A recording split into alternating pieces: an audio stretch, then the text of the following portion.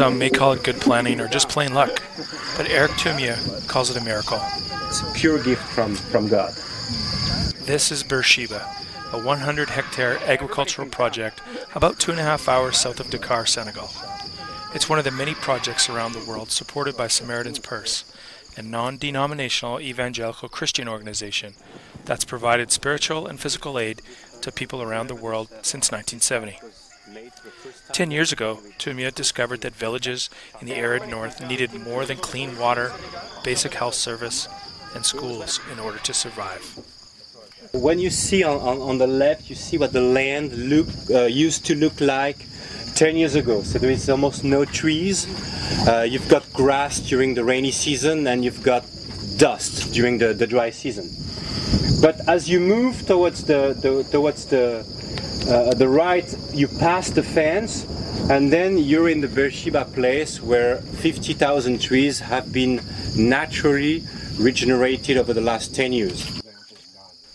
Shipping in water was extremely expensive, and if the Beer-Sheba project was to succeed and thrive, they needed a deep bore well to survive.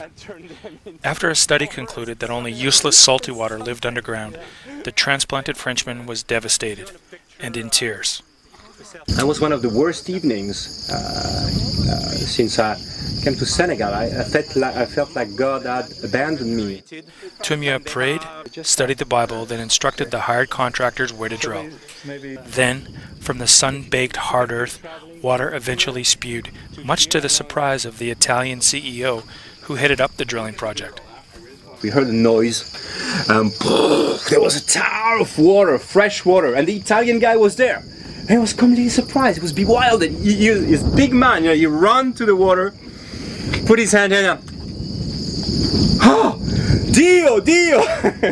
Here in Beer-Sheba, I've seen some old men crying because they hadn't seen the forest since they were young.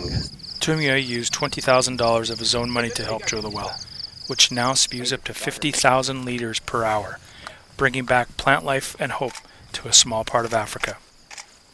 We can do things differently. We're not forced to destroy the land as we farm it. We can maintain the biodiversity, we can maintain the tree cover as we farm the land. And in fact, the trees are going to help us better farm the land and get more yield. Since 2002, Beer-Sheba has reforested 100 hectares of desert-like land, vastly expanding the variety of plants and trees. The project has taught dozens of Senegalese farmers the basics of sustainable agricultural techniques, entrepreneurial skills, and biblical truths. They have planted and raised organic cabbage, eggplant, corn, peanuts, and watermelon, usually in small forest-surrounded plots or in the midst of trees, which provide important shade and help conserve soil.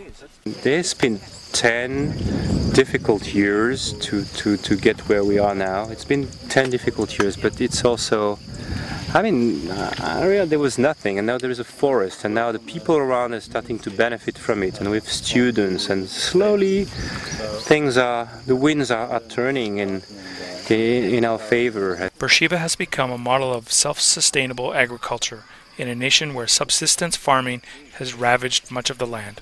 It's the product of the grace of God, and we're grateful for that.